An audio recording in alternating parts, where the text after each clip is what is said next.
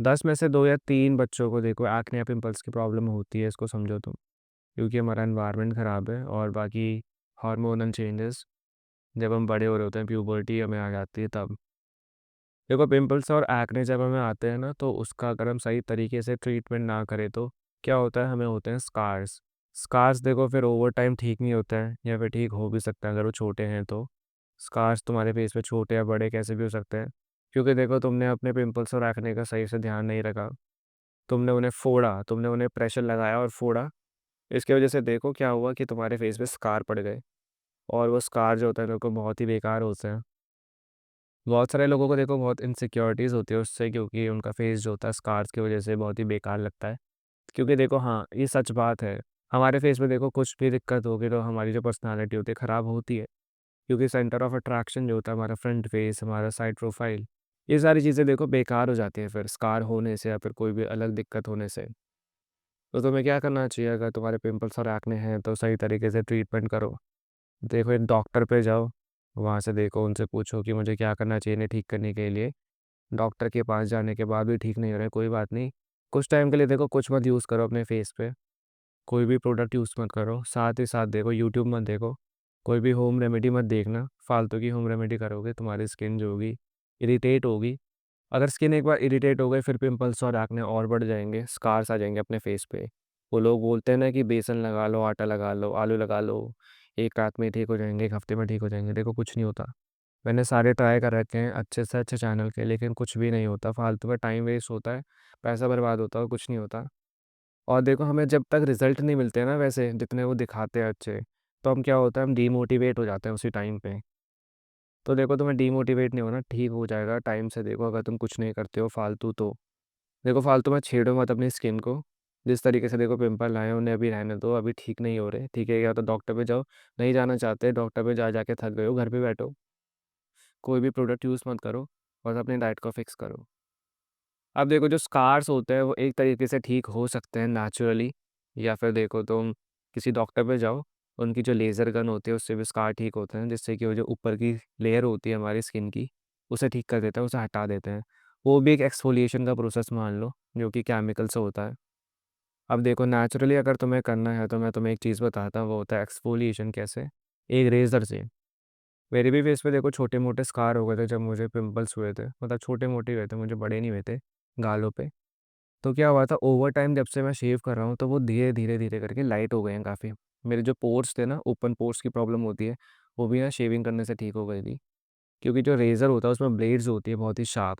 उससे क्या होता है, जो हमारी स्किन होती है, उसकी जो टॉप मोस्ट लेयर होती है डेड स्किन सेल्स की, उसके साथ देखो जो स्कार होता है वो काफ़ी टाइम तक अगर तुम शेव करो तो लाइट हो जाते हैं।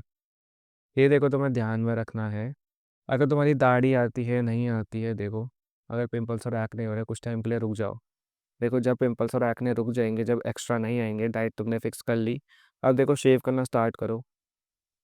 देखो जब तक स्किन ठीक नहीं होता तब तक कोई दाढ़ी भी मत उगाओ, क्योंकि दाढ़ी उगाने से देखो फिर से डस्ट और बैक्टीरिया एक जगह पे इकट्ठा होता है। तुम्हें पता है कि देखो हमारे सर पे डैंड्रफ होता है, हमारी दाढ़ी में भी डैंड्रफ हो जाता है अगर तुम अपनी दाढ़ी को साफ नहीं रखोगे, गंदगी में जाओगे, इसलिए। इससे अच्छा देखो अपने फेस पे भी कोई दाढ़ी मत होगा, अगर आती भी है तो क्लीन शेव करो।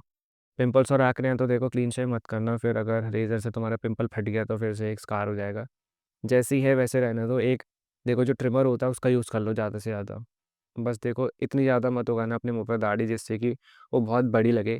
वहाँ पे डैंड्रफ, डस्ट जो होती है, स्वेट जो होता है वहीं पे इकट्ठा हो जाए और पिंपल्स बहुत सारे फैल जाएँ तुम्हारे मुंह पे। जब एक्सफोलिएशन का टाइम आएगा, जब तुम्हारी स्किन जो है थोड़ी सी नॉर्मल हो जाएगी, जब थोड़े बहुत स्कार होंगे तुम्हारे फेस पे, नहीं है तो देखो बहुत अच्छी बात है, कुछ मत करो। जस्ट एक्सफोलिएट करना चाहते हो तो क्लीन शेवन लुक रखना। नहीं रखना चाहते मत रखना, क्योंकि तुम्हें कभी स्कार ही नहीं हुए। अगर तुम्हें स्कार हो चुके हैं तो फिर क्या करोगे, एक रेज़र पकड़ना, उसे देखो शेव करना।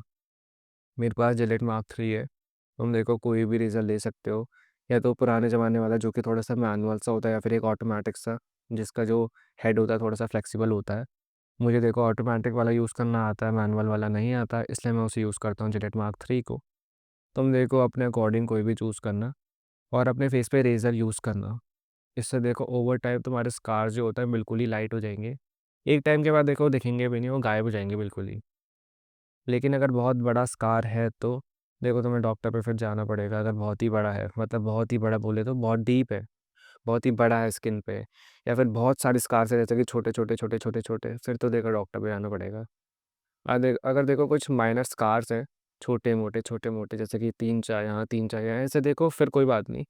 तुम शेव करो, देखो तुम्हारी स्किन ठीक हो जाएगी। एक्सफोलिएशन से देखो डेड स्किन सेल निकलती है, और जो रेज़र होता है तो वो तो वैसे भी शार्प ही होता है। रेज़र की जो कार्ट्रिज होती है, जो ब्लेड होती है बहुत शार्प होती है, जिससे कि हमारी डेड स्किन सेल के साथ-साथ जो हमारा स्कार होता है ना, दिन पर दिन ऐसे जो उसकी लेयर होती है, ऐसे निकलते रहती है। ये तुमने समझा? इससे देखो तुम्हारी स्किन काफ़ी बेटर हो जाएगी ओवर टाइम, यही चीज़ तुम भी करना। मैंने भी देखो लास्ट टाइम से यही करा है, मैं देखो कोई स्किन केयर नहीं करता। देखो ऐसा कुछ नहीं है कि मुझे कोई भी प्रोडक्ट से इतनी एलर्जी है, बस देखो मैं अभी करना नहीं चाहता, मेरा मन नहीं करता, क्योंकि मैं अभी अर्न नहीं करता। मैं जब पैसे कमाऊँगा मैं तभी अच्छे से प्रोडक्ट में इन्वेस्ट करूँगा। मैं बस अभी ये सोच रहा हूँ। मैं बस एक रेज़र, एक शेविंग फ़ोम रखता हूँ अपने पास, ज़्यादा से ज़्यादा एक फिट करी, और उसके बाद शेविंग के बाद क्या करता हूँ, मैं अपने फेस पे लगा लेता हूँ थोड़ी-सी आइस, बस ख़त्म। ये मैं हर दिन करता हूँ, जिससे कि देखो मेरी स्किन काफ़ी ठीक है पहले से, मुझे कोई पिंपल्स, एक्ने नहीं होते। मेरे स्कार भी देखो ऑलमोस्ट ख़त्म हो चुके हैं, बस एक छोटा-सा है यहाँ पे, अगर तुम देखना चाहोगे तो दिखेगा नहीं, वैसे तो मैं काफ़ी लाइट हो चुका है वो, छोटा-सा एक गोल-सा गड्ढा-सा है, वो भी अब ठीक ही हो जाएगा। तो इसकी वजह से देखो तुम्हें काफ़ी हेल्प मिलेगी, और नेचुरली करना चाहते हो कर लेना, नहीं तो डॉक्टर के पास जाना अपने पैसों को लेके, अगर पैसे हैं तो। पैसे नहीं है तो जो मैंने बताया वो कर लो। अगर कुछ नहीं करना, देखो घर पे बैठो अपना टाइम वेस्ट करो, जो कि तुम करते आ रहे हो। इस वीडियो से अगर तुम्हारी थोड़ी भी हेल्प हुई हो तो खुद को एक थैंक यू बोलना। बाय।